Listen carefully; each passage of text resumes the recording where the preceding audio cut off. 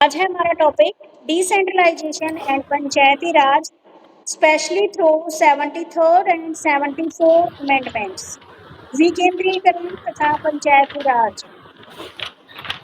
Page number 51। हाँ जी, page number 50। ना mic off कर लो बेटे, ठीक है।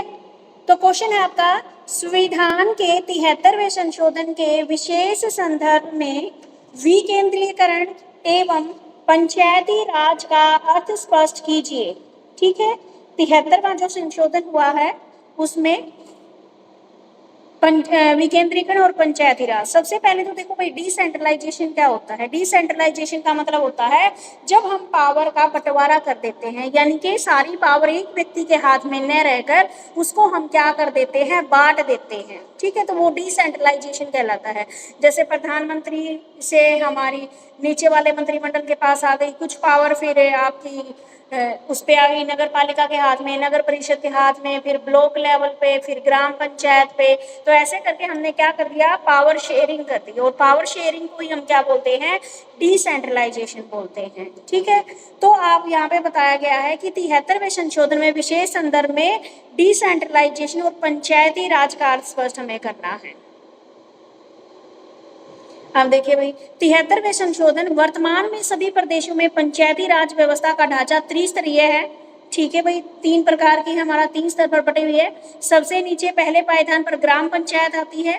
ग्राम पंचायत के दायरे में एक से ज्यादा गांव होते हैं। मध्यवर्ती स्तर यानी बीच का पायदान ब्लॉक होता है। ठीक है, इस पायदान का काम स्थानीय शासन के निकाय के मंडल को तालुक पंचायत कहा जाता है। जो प्रदेश आकार में छोटे होते हैं वहां मंडल या तालुका पंचायती यानी मध्यवर्ती स्तर को बनाने की जरूरत नहीं है। सबसे ऊपरी पायदान पर जिला पंचायत का स्थान है।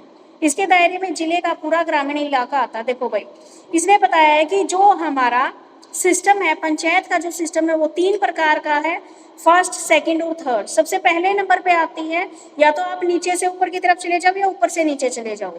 देखो, सबसे पहले आ गई ग्राम पंचायत। ठीक है, ग्राम पंचायत के ऊपर आती है हमारी ब्लॉक समिति। ब्लॉक समिति के ऊपर आती है हमारी जिला परिषद। ठीक है, अब देखो ऊपर से देखे चलते हैं। सबसे पहले आ गया जिला परिषद। जिला परिषद के अंदर आते हैं, यानी कि एक डिस्ट्रिक्ट मान लो आपकी। ठीक है, उस डिस्ट्रिक्ट के अंदर जितने भी आपके क्या हैं, ब्लॉक होते हैं। ब्लॉक यानी कि 5-10 गांव के ऊपर एक बना दिया। ठीक है, जैसे आपका जो कॉलेज है वो सांपला ब्लॉक के अंदर आता है, और सांपला ब्लॉक के यहाँ पर मेरे ख्याल में सांपला ब्लॉक के अंदर 48 गांव आते हैं। ठीक है, तो ऐसे ही क्या है, पहले तो डिस्ट्रिक्ट के अंदर जितने भी आपके 100 गांव आते हैं या 150 गांव आते हैं वो सारे उसके अंदर आ गए। फिर जाते हैं हम ब्लॉक लेवल पे, ब्लॉक समिति।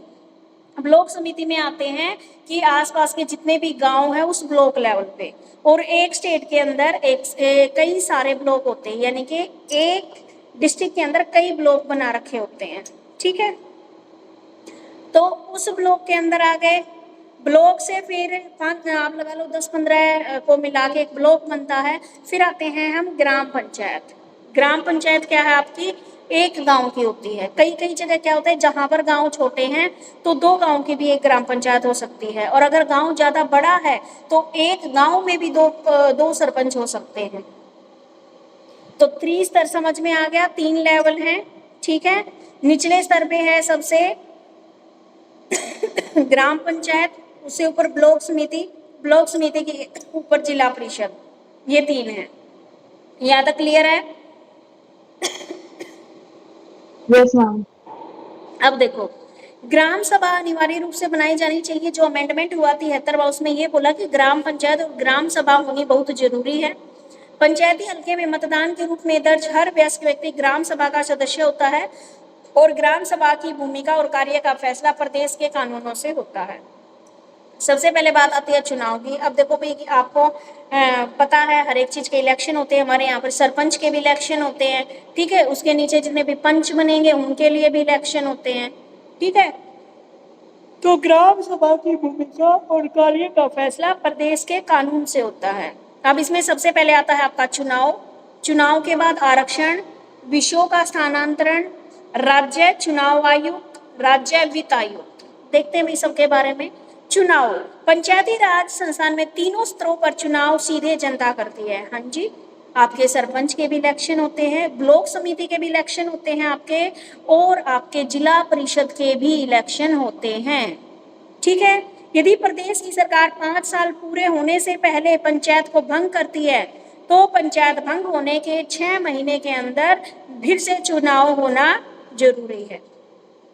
तो संविधान के 73वें संशोधन से पूर्व कई प्रदेशों में जिला पंचायती निकायों के चुनाव अप्रत्यक्ष रीति से होते थे और पंचायती संस्थाओं को भंग करने के पश्चात तत्काल चुनाव कराने के संबंध में कोई प्रावधान नहीं था। यानी कि 73वां जो अमेंडमेंट हुआ, 73वां जो संशोधन हुआ, उससे पहले ये अधिकार नहीं थे। वहां पर अप्रत्यक्ष रीति से क्या होते थे, चुनाव होते थे, यानी कि चुनाव नहीं होते थे, आपसी सहमति से किसी को भी सरपंच बना दिया। ठीक है। और जो अगर मान लो बीच में सरकार टूट भी गई तो फिर कोई नए चुनाव भी नहीं होते थे। तो 73वें संशोधन में यही किया गया कि 6 महीने के अंदर फिर से चुनाव होंगे अगर पंचायत भंग हो जाती है। तो अगर सही पूरे साल निकाल देती तो दोबारा से करवाने की जरूरत ही नहीं है। तो फर्स्ट बात आती है चुनाव की। तो पंचायती राज में तीनों सत्रों पर डायरेक्ट क्या होता है, चुनाव होता है, और चुनाव के जरिए आपका सरपंच चुना जाता है और आपके फिर ब्लॉक समिति का मेंबर चुना जाता है और जिला परिषद का चुनाव होता है। उसके बाद बात आती है आरक्षण की। तो आरक्षण में क्या बोला गया है कि आरक्षण एक तो महिलाओं को प्राप्त है कि टोटल 1/3 सीट महिलाओं के लिए आरक्षित है। 1/3 का मतलब मान लो टोटल 10 कैंडिडेट को उठना है तो उनमें से 3 कैंडिडेट महिला कैंडिडेट होंगे। तो यहाँ पर तीनों सत्रों पर, चाहे वह शेड्यूल कास्ट का है, शेड्यूल ट्राइब का है, उनको भी क्या है, आरक्षण का प्रबंध किया गया है। अगर प्रदेश की सरकार आवश्यक समझे तो वह दूसरे पिछड़े वर्ग को भी सीट में आरक्षण दे सकती है।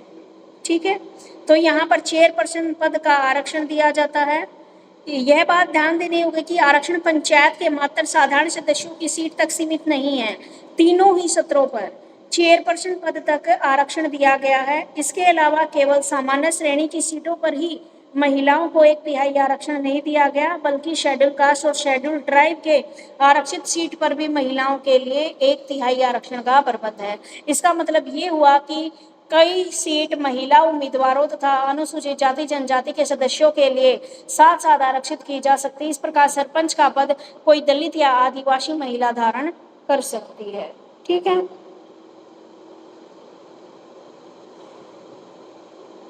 देखो भाई, अब आरक्षण क्या है कि जो वोटिंग होती है उसमें 1/3 महिलाओं की सीट है, यानी कि 10 सीट है, 10 कैंडिडेट खड़े तो उसमें 3 क्या है, महिलाएं हैं। और आरक्षण आपका SC और ST कोटे के अकॉर्डिंग भी आपका आरक्षण दिया गया है, उसमें भी महिलाएं 1/3 है। ठीक है। मान लीजिए आपकी 6 सीटें SC और ST के कोटे में हैं तो उसमें से उसका 1/3, 6 का 1/3 आ गया भाई, यानी कि दो सीटों पर कम से कम लेडीज कैंडिडेट खड़ी हो सकती है। ठीक है। उसके बाद है आपकी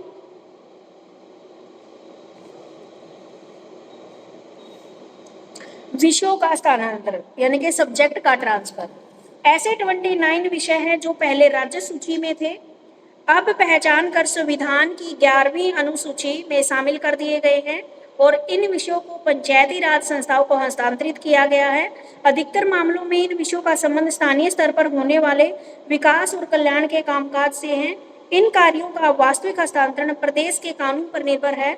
हर प्रदेश यह निर्णय करेगा कि 29 विषयों में से कितनों को स्थानीय निकायों के हवाले करना है। यानी कि विषयों का स्थानांतरण, पहले 29 ऐसे सब्जेक्ट थे जो क्या थे, हमारे स्टेट लिस्ट में से थे। उसमें जब हमारी 11वीं शेड्यूल आई तो उसमें ये बोला गया कि भाई सारे के सारे मामले स्टेट को अपने हाथ में ना लेकर बल्कि उनका डिसेंट्रलाइजेशन कर देना है, उस पावर को बांट देना है। तो 29 मामलों में से कुछ मामले क्या है, हमारे ग्राम पंचायत लेवल पर भी आ गए। तो धारा 243 जी, पंचायत की शक्ति, प्राधिकरण और उत्तरदायित्व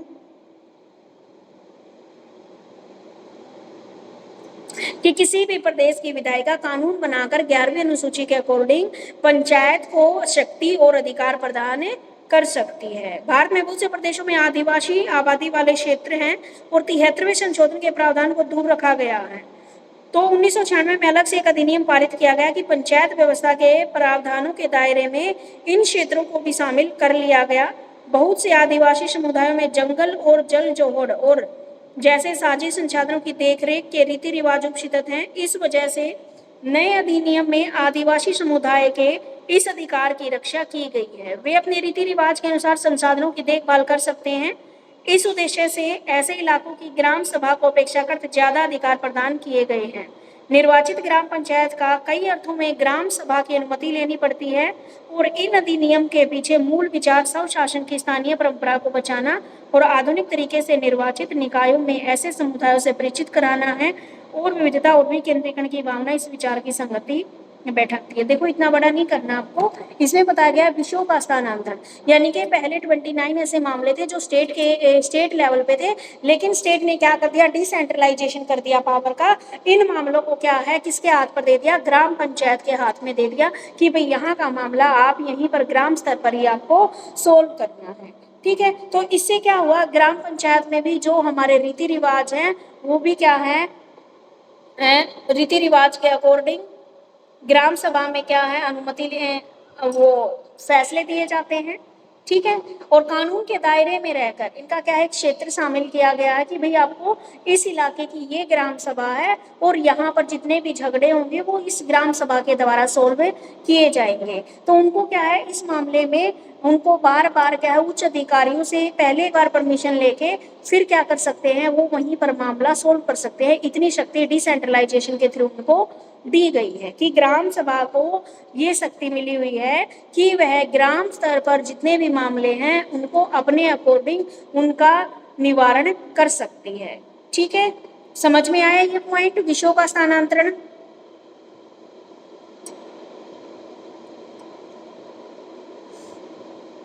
यस मैम।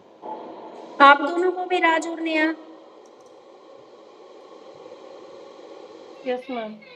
आगे है राज्य चुनाव आयुक्त। राज्य चुनाव आयुक्त में ये बोला गया कि एक राज्य चुनाव आयुक्त नियुक्त करे और इस आयुक्त की जिम्मेदारी पंचायती राज संस्थाओं में चुनाव कराने की होगी। पहले यह कार्य प्रदेश का प्रशासन करता था, जो प्रदेश की सरकार के अधीन होता था।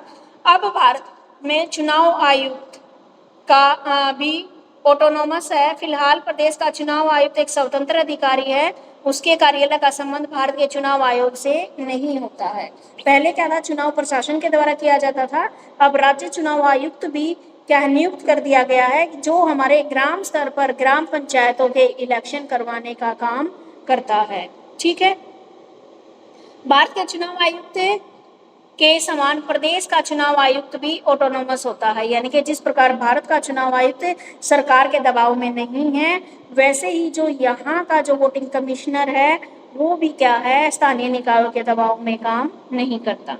ठीक है, तो इस प्रकार राज्य चुनाव आयुक्त की भर्ती करना। आगे है राज्य वित्त आयोग।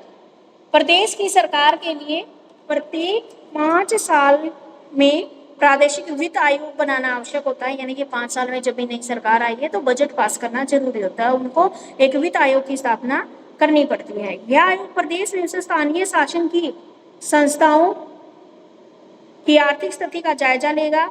यह आयोग एक और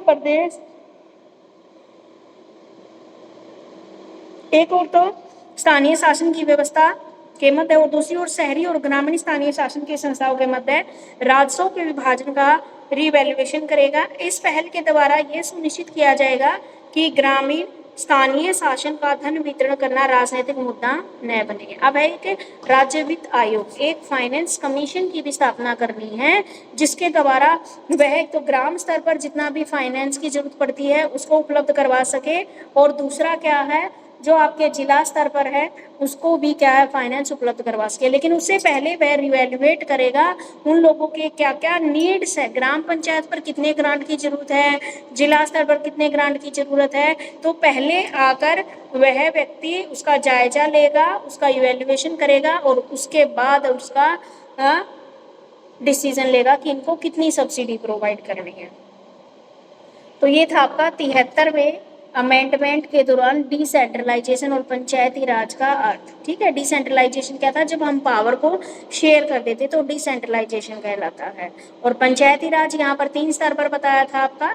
सबसे ऊपर वाले स्तर पर था आपका जिला परिषद, उसके नीचे ब्लॉक समिति, और ब्लॉक समिति के अंदर आती है आपकी ग्राम पंचायत। और 73वें संविधान से पहले कोई भी चुनाव नहीं होता था, किसके लिए, ग्राम सभा के लिए, ग्राम पंचायत के लिए, यानी कि सरपंच का कोई इलेक्शन नहीं होता था। जब 73वां अमेंडमेंट हुआ तो उन्होंने बोला कि हमें यहाँ पर भी चुनाव करवाना चाहिए, और जिस प्रकार ऊपरी स्तर पर चुनाव के जरिए लोगों का नेता सिलेक्ट किया जाता है, वैसे ही आपके जो ग्राम सभा पर जो नेता है उसको भी ऐसे ही आपको सिलेक्ट करना है।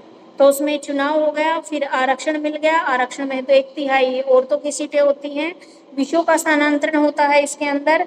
राज्य चुनाव आयुक्त को शामिल किया गया है और राज्य वित्त आयोग को यहाँ पर शामिल किया गया है।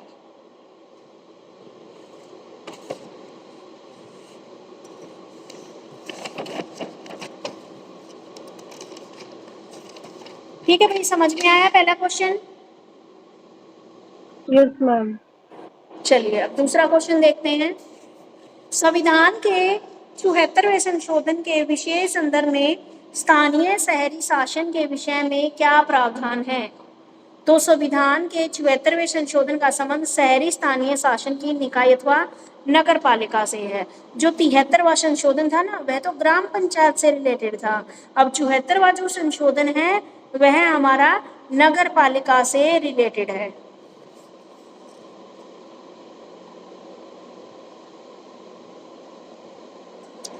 तो सबसे पहले देखते हैं शहरी क्षेत्र किसे कहते हैं, नगर पालिका कहाँ कहाँ पर है। तो नगर पालिका कहाँ है, हमारे जो आपके शहरी एरिया होता है वहां पर नगर पालिका काम करते हैं। मुंबई या कोलकाता जैसे बड़े महानगरों को पहचानना बहुत सरल है, परंतु शहरी क्षेत्र गांव या निगम के बीच में होते हैं तो उन्हें पहचानना इतना आसान नहीं है। भारत की जनगणना में शहरी क्षेत्र की परिभाषा करते हुए आवश्यक माना गया कि ऐसे क्षेत्र में कम से कम 5,000 की जनसंख्या हो और इस क्षेत्र के कामकाजी पुरुषों में कम से कम 75% खेती बाड़ी के काम में से अलग माने जाने वाले व्यवसाय में हो। जनसंख्या का घनत्व कम से कम 400 व्यक्ति प्रति वर्ग किलोमीटर हो। सन 2001 की जनगणना के अनुसार भारत की 28% जनसंख्या शहरी क्षेत्र में रहती है।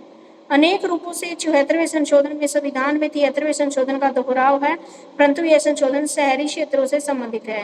73वें संशोधन के सभी प्रावधान मसलन प्रत्यक्ष चुनाव, आरक्षण, विषयों का हस्तांतरण, प्रादेशिक चुनाव आयुक्त और प्रादेशिक वित्त आयुक्त 74वें संशोधन में शामिल है और नगर पालिका को लागू होता है।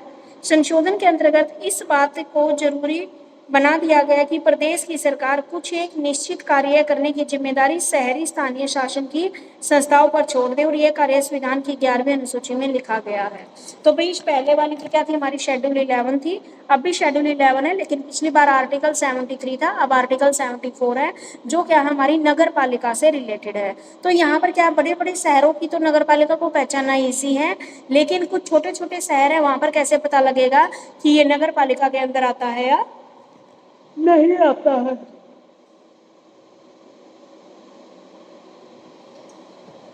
तो इसके लिए क्या बताया गया, इन्होंने कुछ क्राइटेरिया बताया है कि कम से कम 5,000 की जनसंख्या हो और यहाँ पर 75% लोग खेती बाड़ी के काम से अलग क्या है, बिजनेस करते हो। आगे जो जनसंख्या की जो डेंसिटी है वह 28% जनसंख्या शहरों में रहती है हमारी।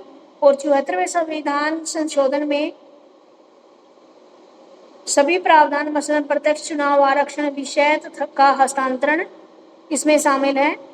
74वें संशोधन में इसके शामिल है। नगर पालिका को लागू करने में संशोधन के अंदर इस बात की जरूरत पड़ती है कि सरकार कुछ एक निश्चित कार्य, यानी कि इसने ये बोला है कि जैसे हमने ग्राम पंचायत के लेवल पर कार्यों का बंटवारा किया है, वैसे ही नगर पालिका के अंदर भी हमें कार्यों का बंटवारा करना है, सत्ता का क्या है, बंटवारा करना है, यानी कि डिसेंट्रलाइजेशन करना है। ठीक है, तो इन्होंने सबसे पहले बोला कि नगर पालिका की पहचान कैसे करेंगे। तो नगर पालिका की पहचान करेंगे कम से कम 5,000 व्यक्ति वहाँ पे रहते हो, जिनमें से 75% व्यक्ति बिजनेस में लगे हों, खेती बाड़ी में ना हो। ठीक है, और क्या बताया, जनसंख्या का घनत्व भी 400 व्यक्ति प्रति किलोमीटर है। और 2011 की जनसंख्या हुई थी, इसमें 28% लोग शहरों में रहते थे, यानी कि नगर पालिका के अंदर आते हैं। ठीक है, तो जो 74वां संविधान संशोधन हुआ वह हमारा नगर पालिका से रिलेटेड था कि कुछ शक्तियां हमें क्या है नगर पालिका को सौंप देनी चाहिए ताकि वह अपने बिहाफ पर अपने स्थानीय लोगों की डेवलपमेंट कर सके। तो ये था आपका सेकंड क्वेश्चन। समझ में आया या दोबारा से बताओ?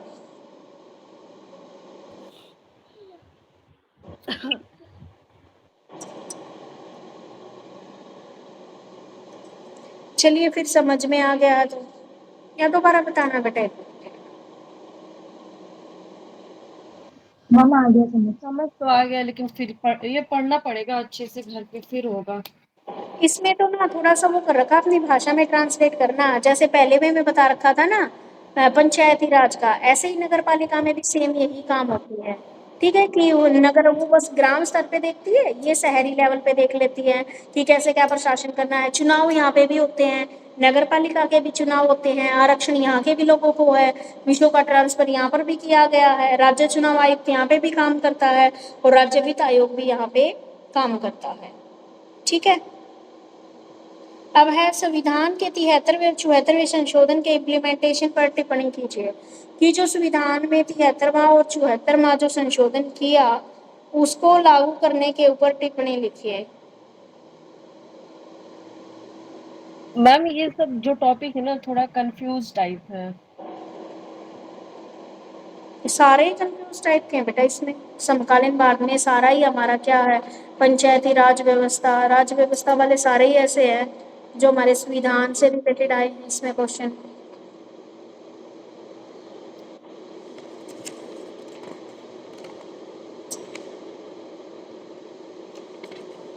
अब आइए इसको पढ़ दो एक बार, ये तो ना तो इसमें पॉइंट दे रखे लगातार वो बना के दे दिया, एक एक पैराग्राफ पढ़ना आरती। Okay ma'am. 73वें और 74वें संशोधन का क्रियान्वयन। 73वें संशोधन के प्रावधानों को लागू करने के लिए अब सभी प्रदेशों ने कानून बना दिए हैं। इन प्रावधानों को अस्तित्व में आए अब 10 साल से अधिक हो रहे हैं।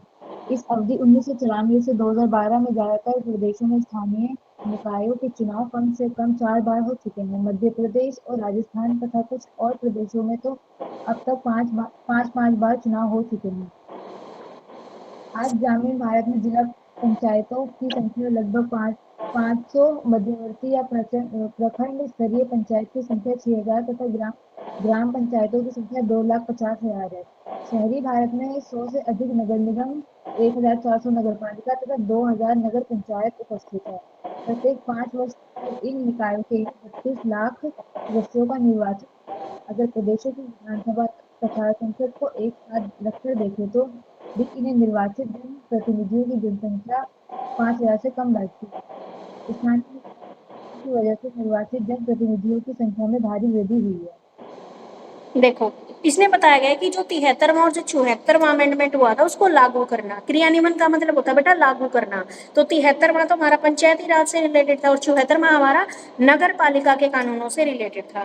तो इसके लिए क्या है 73वें और 74 में क्या है सभी प्रदेश में नया कानून बनाया गया। ठीक है, यानी कि उससे पहले जो सरपंची के इलेक्शन थे वो नहीं होते थे, इनडायरेक्ट रूप से भाई जिसको भी एक बार आपसी सहमति से किसी व्यक्ति को बना दिया कि वो व्यक्ति बन जाएगा भाई सरपंच। तो 73 में यही बोला गया कि सभी प्रदेशों में कानून बना दिया गया कि हर एक लेवल पर क्या होंगे आपके चुनाव होंगे, स्थानीय निकायों के भी चुनाव होंगे।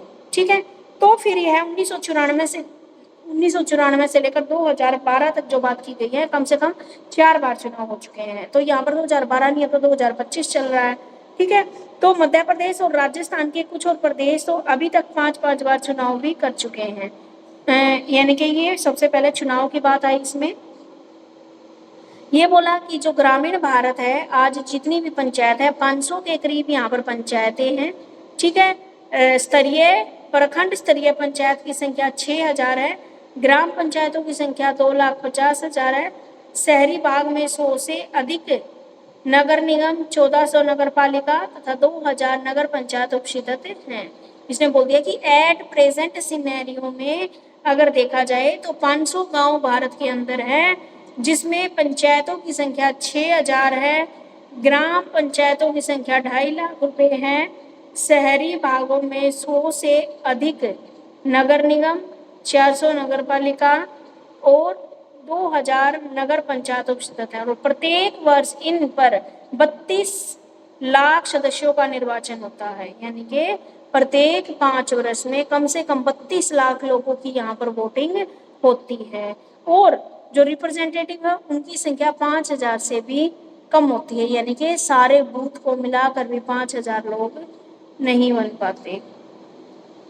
यह बात एकदम जाहिर है कि 73वें और 74 के संशोधन ने देश भर की पंचायती राज व्यवस्था तथा नगर पालिका की संस्थाओं की बनावट को, यानी कि 73 और 74 में जो संशोधन हुआ ना, उसने जो नगर पालिका थी और जो नगर ग्राम पंचायत थी उसकी दशा को सुधारा है। ठीक है, वहां पर एक कानून व्यवस्था को लागू किया है और क्या है, जनता की भागीदारी के लिए मंच और माहौल तैयार किया गया है। ठीक है, इसके बाद अगले वाला पैराग्राफ पढ़ो बेटे। पहले मुझे बताओ यहाँ तक क्लियर हुआ है 73वें संशोधन में? यानी कि 73वें संशोधन लागू कराने के लिए सरकार ने क्या है, नए कानून बनाए हैं। 73वें संशोधन में क्या किया है, ग्राम पंचायत को लेकर और नगर पालिका को लेकर 73 और 74वां संशोधन किया, जिसमें नया कानून बनाया गया है कि चुनाव से रिलेटेड कानून बनाया गया है कि यहाँ पर भी चुनाव के जरिए सरपंच को चुना जाए, चुनाव के जरिए वो ब्लॉक समिति के नेता को चुना जाए। पहले ऐसा नहीं था, पहले इनडायरेक्ट वे में चुन देते थे। ठीक है, तो ग्रामीण में इसने बता दिया एट प्रेजेंट टाइम में 500 हमारे पास ये है फलाना टिमकाना, ये सारी चीजें हैं और यानी कि वोट डालने वाले लोग ज्यादा हैं और जो रिप्रेजेंटेटिव लोग हैं वो कम व्यक्ति हैं। ये यहाँ तक इसने बोला है। इससे 73 और 74वें संशोधन से देश भर में जो पंचायती राज थी और नगर पालिका थी उनकी दशाओं में सुधार हुआ है।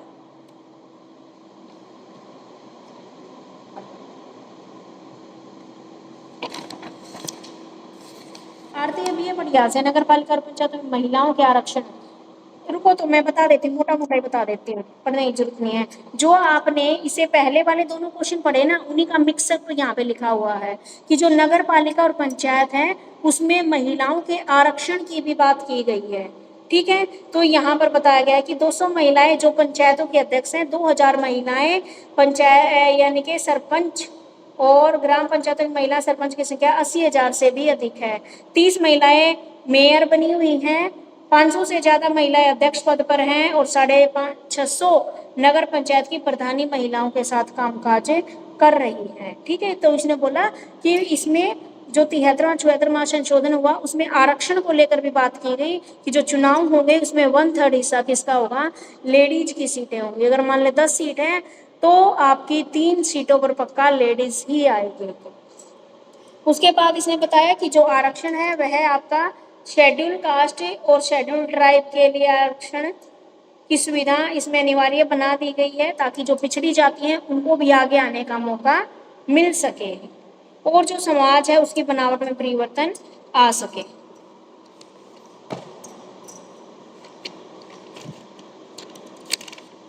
उसके बाद इसने बताया जो संविधान में 29 विषय लिए गए थे उनका भी ट्रांसफर किया गया, उनका भी विकेंद्रीयकरण किया गया, यानी कि कुछ शक्तियां नगर पालिका को दे दी और कुछ शक्तियां आपकी क्या है, ग्राम पंचायत को दे दी। उसके बाद इसका निष्कर्ष लिख दिया है, यानी कि इस क्वेश्चन में जितना आपने ये चुनाव की बात, आरक्षण की बात, विषयों के स्थानांतरण की बात, राज्य चुनाव आयुक्त और राज्य वित्त आयुक्त, इनकी भी स्थापना इसके अंदर करनी है। ठीक है, तो पहले 2 क्वेश्चन है उनको मिला जुला के आपको ये वाला क्वेश्चन बनाना है। अगर पूछ लिया जाए तो कि संविधान में 73वें और 74वें संशोधन को लागू करने पर टिप्पणी लीजिए, तो 73वां ग्राम पंचायत से रिलेटेड है और 74वां नगर पालिका से। ठीक है, समझ में आया? Yes ma'am. Yes ma'am. ठीक है बेटे, वेरी गुड। अगला है आपका ग्राम पंचायत की संरचना एवं शक्तियों पर प्रकाश डालिए। ठीक है, ग्राम पंचायत की संरचना, क्या स्ट्रक्चर है ग्राम पंचायत का, क्या क्या बैठकें होती हैं, क्या क्या उसके पास कार्य हैं और क्या क्या शक्तियां दी गई हैं। ठीक है, तो इसको पढ़ो एक बार और। ग्राम पंचायत की संरचना। वर्तमान में ग्राम पंचायत के गठन की प्रक्रिया इस प्रकार से ग्रामवासियों की निश्चित संख्या के पीछे एक पंच चुना जाता है। ग्राम पंचायत के सदस्यों की संख्या विभिन्न राज्यों में 5 से लेकर 30 तक होती है। ग्राम पंचायत का चुनाव संयुक्त निर्वाचन के आधार पर ग्राम सभा के सभी वयस्क व्यक्ति करते हैं। 73वें संशोधन अधिनियम के अनुसार 1/3 स्थान महिलाओं के लिए आरक्षित किए गए हैं। पंचायतों में अनुसूचित जाति तथा जनजाति की स्त्रियों के लिए उनकी संख्या के अनुपात में 1/3 स्थान सुरक्षित करने का प्रावधान है। ग्राम सभा द्वारा निर्वाचित ग्राम पंचायतें अब राज्यों में 5 वर्ष के लिए चुनी जाती हैं। पंचायत का प्रधान सरपंच ग्राम सभा का भी प्रधान होता है, किंतु ग्राम पंचायतों के उप सरपंच के पद का निर्वाचन 1 वर्ष के लिए ग्राम पंचायत स्वयं करती है। ये उप सरपंच ग्राम सभा का भी उप प्रधान होता है। यदि राज्य सरकार ग्राम पंचायत को भंग कर देती है तो 6 माह के अंदर अंदर उसके चुनाव कराना आवश्यक होता है। चुनाव की व्यवस्था राज्य चुनाव आयोग करता है।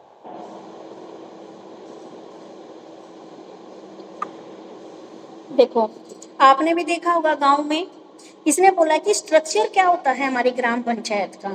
आप देखते हो जब सरपंच का चुनाव होता है तो एक तो सरपंच के लिए इलेक्शन होता है, साथ साथ में कुछ पंचों के लिए भी क्या होता है, इलेक्शन होता है। मेंबर चुने जाते हैं, हर वार्ड से मेंबर चुने जाते हैं।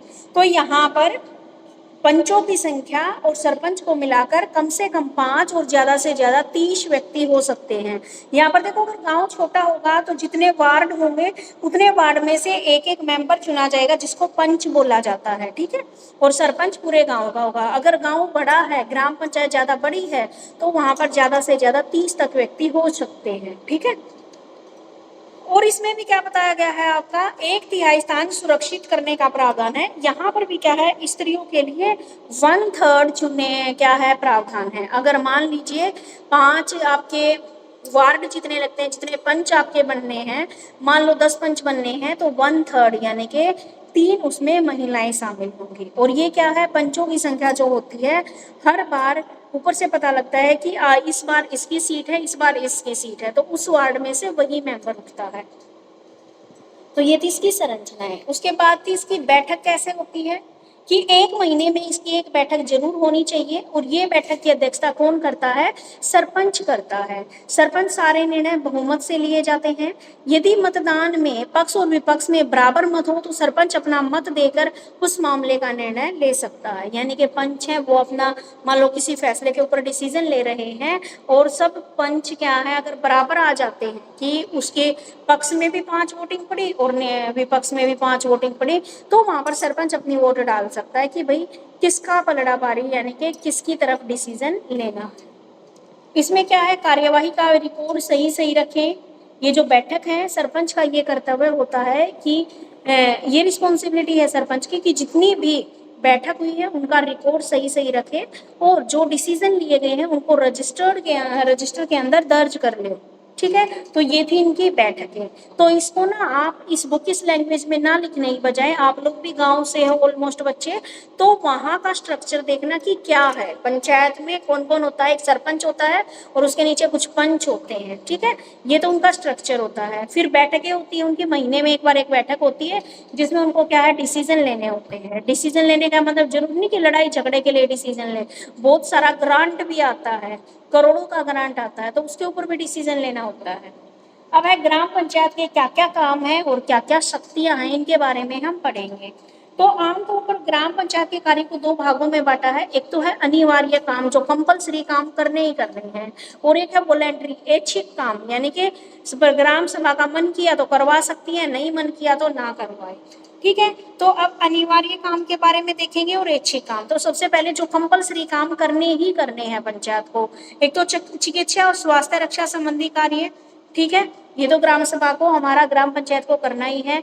एक तो मेडिकल की फैसिलिटी प्रोवाइड करना और स्वास्थ्य रक्षा संबंधी कार्य। इसीलिए तो हर गांव में क्या है, एक छोटा सा सरकारी अस्पताल खुल रखा है, ठीक है, जिसको आप PHC सेंटर बोलते हो, पब्लिक हेल्थ कम्युनिटी सेंटर जिसको आप बोलते हो, ठीक है, ताकि संक्रामक रोगों की रोकथाम की जा सके, चिकित्सालयों की स्थापना करना, ठीक है, ये सारी चीजें। उसके बाद है मातृत्व एवं बाल कल्याण संबंधी कार्य।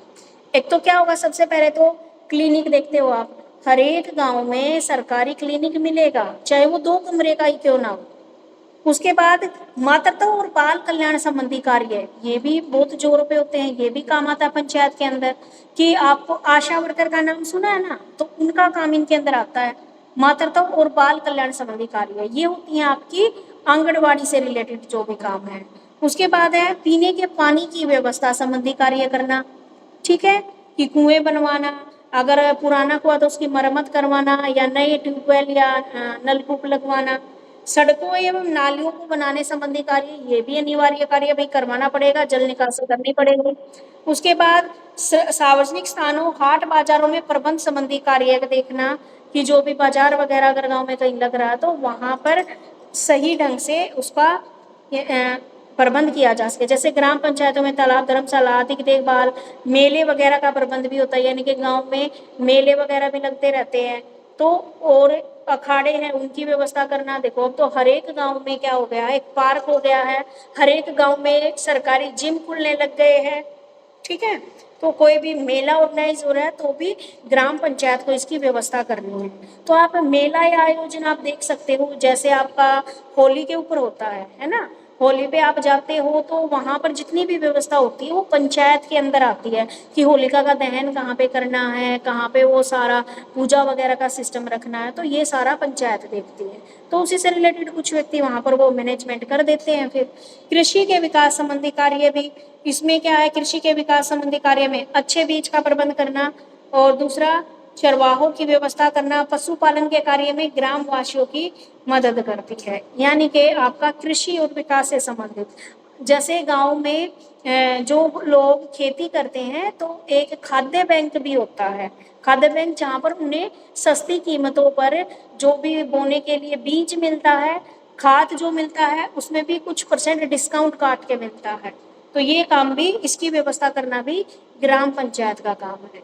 शांति और व्यवस्था, सरकार की सहायता संबंधी कार्य करना, कि ग्राम पंचायत का ये भी कर्तव्य है कि गांव के अंदर शांति बना के रखे।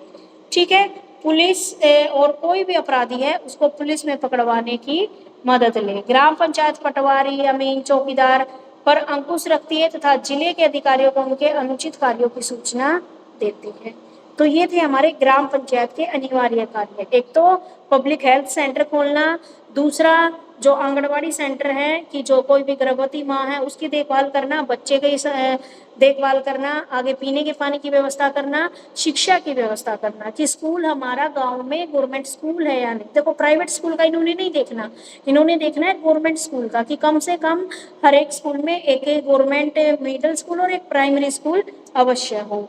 ना सड़कें बनवाना, गलियां बनवाना और नालियां बनवाना। ठीक है, जितने भी आपके त्योहार वगैरह, मेले वगैरह, उनका मैनेजमेंट करना। कृषि के विकास संबंधी कार्य करना, जैसे सस्ते दामों पर बीज प्रोवाइड करना और सस्ते दामों पर ही खाद प्रोवाइड करना। शांति और व्यवस्था की सरकार की सहायता करना, यानी कि गांव में शांति व्यवस्था को बनाए रख के सरकार की इसमें हेल्प करनी। तो ये थे इसके अनिवार्य कार्य जो करने ही करने पड़ेंगे। ठीक है, उसके बाद बात आती है ग्राम पंचायत के ऐच्छिक कार्य, कि ये तो थे पक्का करने पड़ेंगे, अब है उसकी इच्छा पर निर्भर करते हैं। भाई मन करेगा तो करवा देगी, नहीं मन करेगा तो ग्राम पंचायत नहीं करवाएगी। जैसे सड़क के दोनों ओर पेड़ लगवाना, ये उसका ऐच्छिक कार्य है, लगवा भी सकती है और नहीं भी। पशुओं के लिए गर्भधारण केंद्र स्थापित करना, ये भी क्या उनका ऐच्छिक है कि पशुओं के लिए अस्पताल खोलना है या नहीं खोलना है। अकाल और बाढ़ के समय ग्रामवासियों की मदद करना। ग्राम की जनता के मनोरंजन के लिए पंचायत घरों में रेडियो, टेलीविजन आदि की व्यवस्था करना। गांव के निवासियों के लिए पुस्तकालय और वाचनालय की स्थापना करना। राज्यों में ग्राम पंचायतें भू राजस्व की उगाही का कार्य भी करती है। ठीक है, तो समझ में आया ग्राम पंचायत के काम। Yes ma'am. देखो इतने सारे क्वेश्चन ना आपके सामने हैं, आप लोग भी गांव से रिलेट कर रहे हो, गांव से नहीं तो नगर पालिका, आप शहर से रिलेट कर रहे होगे तो वहाँ वाला क्वेश्चन आपको इजीली समझ में आ जाएगा। गांव का है जो कोई, उसको गांव वाला सिस्टम समझ लेना है कि ऐसे ऐसे होता है। ठीक है, अब देखो भाई 11वीं अनुसूची में वर्णित ग्राम पंचायत के सामाजिक विकास, ये क्या कर दिया इन्होंने, अगला क्वेश्चन जिला परिषद का दे दिया। अच्छा ये क्वेश्चन ऊपर खत्म कर रखा है। अब 11वें शेड्यूल में वर्णित ग्राम पंचायत के सामाजिक आर्थिक विकास संबंधी कार्य है, ये उसके ऐच्छिक कार्य थे। अब उसके आर्थिक और सामाजिक विकास संबंधी कार्य भी देखने होते हैं, जैसे भूमि सुधार कानूनों को लागू करना, लघु और कुटीर उद्योगों का विकास करना, विद्युत गृह स्थापना की व्यवस्था करना, कि यानी कि बिजली जो घर है उनकी स्थापना करना, तकनीकी और व्यावसायिक शिक्षा की सुविधाएं उपलब्ध करवाना, सामाजिक वितरण प्रणाली का कारगर बनाने में सरकार की सहायता करना, कतिपय राज्यों में ग्राम पंचायत गरीबी निवारण कार्यक्रम को लागू करने के लिए प्रभावी भूमिका निभा सकती है। ठीक है, राज्यों में ग्राम पंचायतें गरीबी निवारण कार्यक्रम को लागू करने के लिए भी कार्यक्रम चलाना। तो ये थे आपके किसके, ग्राम पंचायत के कार्य।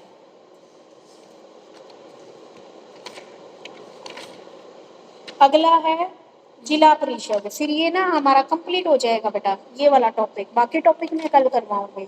ठीक है, तो ये करवा दूं, उसके बाद दे दूंगी मैं 10 मिनट आपको ब्रेक की।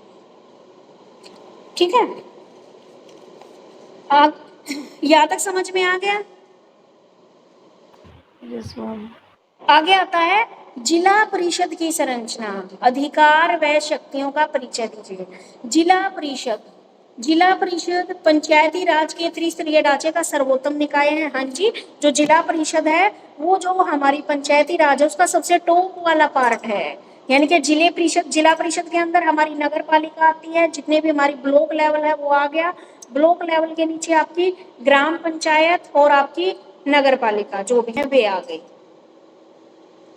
नहीं, ब्लॉक लेवल पे नगर पालिका आएगी, क्योंकि शहर का होता है ना, तो शहर के अंदर आते हैं गांव।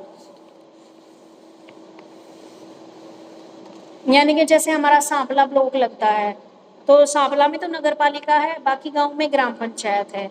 तो जो आपकी ब्लॉक लेवल पे है वो नगर पालिका आ गई। अब जिला परिषद सबसे ऊपर होता है भाई, ठीक है, सबसे ऊपर होता है। तो ये क्या करता है, इसका काम भाई ब्लॉक लेवल यानी कि नगर पालिका के कामों को भी देखना है, और ग्राम पंचायत है उसकी भी निगरानी रखनी है, आपस में जोड़ के रखना है। तो इसके कौन कौन सदस्य होते हैं, जिले की पंचायत समिति के प्रधान, उस जिले में निर्वाचित संसद सदस्य, विधानमंडल के सदस्य, जिले में प्रत्येक सहकारी समिति का एक रिप्रेजेंटेटिव होता है, महिलाओं, अनुसूचित जातियों, जनजातियों के प्रतिनिधि, कम से कम 1/3 पद पर महिलाओं के लिए आरक्षित, जिले की नगर पालिका के अध्यक्ष। अब देखो भाई जिला परिषद में कौन कौन सदस्य होते हैं, एक तो पंचायत समितियों के प्रधान, जिला परिषद में एक तो जितने भी सरपंच हैं वे सदस्य होंगे भाई, यानी कि जितने भी पंचायत समितियां उनके प्रधान कौन होता है, सरपंच। ठीक है, तो जितने भी गांव उसके अंदर आते हैं एक डिस्ट्रिक्ट के अंदर, उसके जितने भी सरपंच हैं उन गांव के, वो सारे जिला परिषद के सदस्य माने जाएंगे। दूसरा, जिले में निर्वाचित जो संसद है या जो विधानमंडल बनाई गई है उसके सदस्य। तीसरा, जिले की प्रत्येक जो सहकारी समिति है उसका एक रिप्रेजेंटेटिव, 1/3 महिलाएं इसमें शामिल होंगी, और जिले की जितनी नगर पालिकाएं हैं उनके मेयर या अध्यक्ष इसके सदस्य होंगे। एक तो जितने भी सरपंच हैं जिले के अंदर वे इसके सदस्य होंगे, दूसरा जितनी नगर पालिकाएं हैं उनके अध्यक्ष इनके सदस्य होंगे, महिलाओं का भी स्थान आरक्षित रहेगा, निर्वाचित संसद जो चुने हैं हमने, जिला परिषद का जो संसद चुने हैं वो भी इसके सदस्य होंगे, सहकारी समिति का रिप्रेजेंटेटिव भी इसके सदस्य होंगे।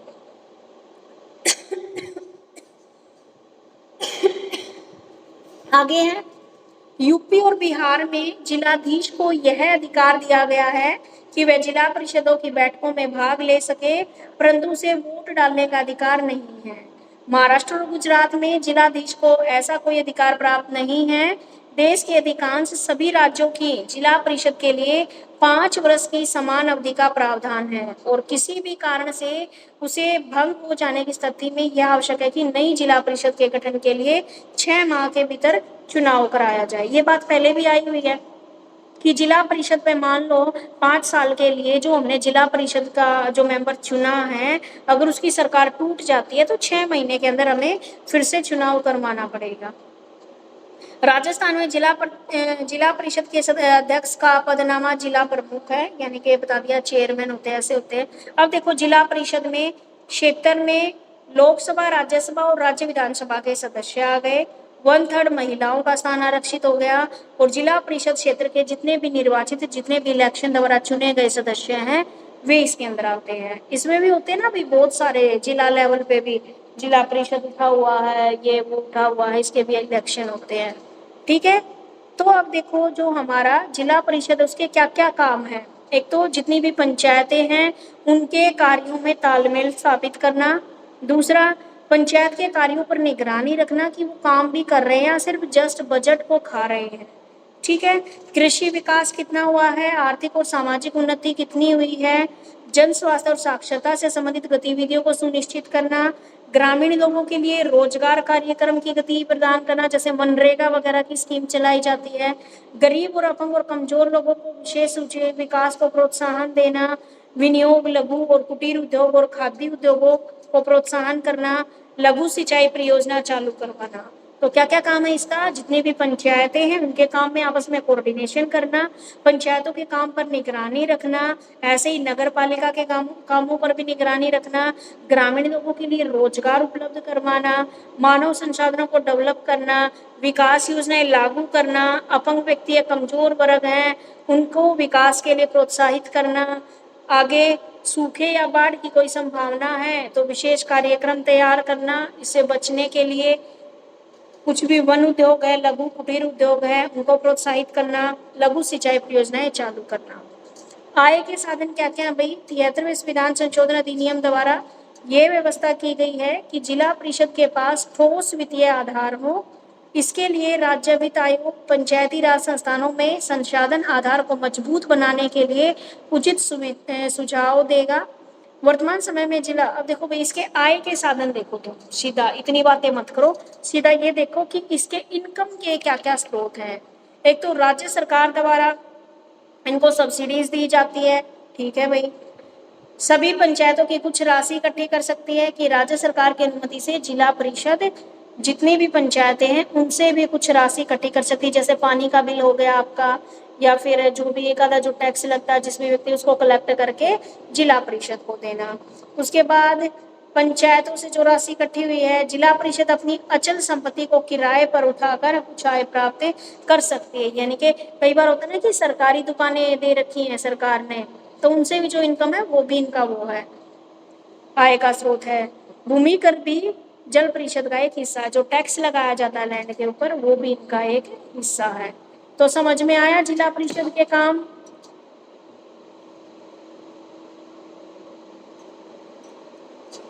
Yes ma'am. तीनों को आ गया समझ में।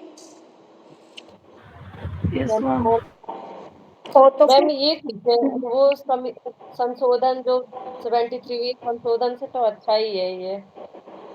हाँ, संशोधन से तो इजी है। वो बहुत टफ दिख रहा है, ये बेटर है उससे। संशोधन कुछ नहीं बेटा, बस आप संशोधन को गोल में मारो। संशोधन में बस नाम 73वां संशोधन है, बाकी तो वो सारा ग्राम पंचायत के ऊपर है। सारा 73वां संशोधन है वो सारा का सारा ग्राम पंचायत के ऊपर है कि कैसे ग्राम पंचायत का चुनाव होता है, कैसे आरक्षण है, क्या क्या ग्राम पंचायत काम करती है। और 74वां जो संशोधन है उसमें दे रखा है नगर पालिका के सारे काम, तो नगर पालिका भी ऐसे ही काम करती है जैसे ग्राम पंचायत करती है। उसके बाद आ गया आपका जिला परिषद, कि जिला परिषद किस तरीके से काम करता है, उसके क्या क्या पार्ट है। तो बस ये आपको कंफ्यूज करने के लिए, ये तो 73वां 74वां तो इसलिए दे दिया ना कि ये जो अमेंडमेंट हुआ संविधान के अंदर, कॉन्स्टिट्यूशन के अंदर, तो ये धारा जोड़ी गई कि हमारी ग्राम पंचायत भी होनी चाहिए, नगर पालिका भी होनी चाहिए और जिला परिषद भी होना चाहिए। तो 73 में सारा ग्राम सभा को याद रख लेना और 74 में नगर पालिका का सारा काम। बस यही है, दो एक क्वेश्चन में दोनों को मिक्स करके लिख रखा है। कुछ हुआ क्लियर? Yes ma'am. चलिए फिर आज का जो टॉपिक था हमारा डिसेंट्रलाइजेशन और पंचायती राज में, एक तो 73वें संशोधन डिसेंट्रलाइजेशन और पंचायती राज का था। उसके बाद नेक्स्ट क्वेश्चन था 74वां संशोधन जो हमारा नगर पालिका से रिलेटेड था। उसके बाद अगला क्वेश्चन दिया था संविधान में 73वें और 74वें संशोधन को किस प्रकार लागू करना, उस पर टिप्पणी लिखिए। तो इसमें आपको 73 में जो पंचायती राज पढ़ा, 74 में जो नगर पालिका, दोनों का मिक्स करके यहाँ पे लिखना है। उसके बाद था नेक्स्ट क्वेश्चन ग्राम सभा का संगठन और कार्य क्या क्या है समझाइए, कि ग्राम पंचायत के क्या क्या काम है, क्या बैठकें होती हैं, क्या क्या उनके पास पावर है, क्या क्या वो करवा सकती हैं, क्या उनके कंपलसरी वर्क है और क्या उनके ऐच्छिक काम है, ये दिया गया है। और उसके बाद जिला परिषद के बारे में बता दिया कि जिला परिषद का गठन कैसे करता है, क्या क्या उसके पास पावर है, किस प्रकार वह अपना राजस्व इकट्ठा करेगा। बस ये सारी बातें आपकी इसके अंदर दे रखी है। तो क्लियर हो गया सबको? Yes ma'am. तो कल करेंगे हम ये वाला जनसाधारण से जुड़े सामाजिक और राजनीतिक आंदोलन तथा लोकतंत्र, growth root social and political movement and democracy. कल ये वाला टॉपिक हम कंप्लीट कर देंगे, छोटा ये कल वाला टॉपिक हो गया है तो ठीक है, मतलब 2 दिन और लेगा ये चैप्टर, क्योंकि कुछ इसके शॉर्ट्स रहते हैं, शॉर्ट आंसर टाइप क्वेश्चन। फिर हमारी यानी कि 2 दिन के अंदर हमारी ये यूनिवर्सिटी बोल रही है, ये यूनिट कंप्लीट हो जाएगी। उसके बाद लास्ट यूनिट पे हम आ जाएंगे। ठीक है, आज के में नहीं दिक्कत है तो आप लीव कर सकते हो। और जैसे आज मैंने 11:30 पे की है ना ये खत्म क्लास,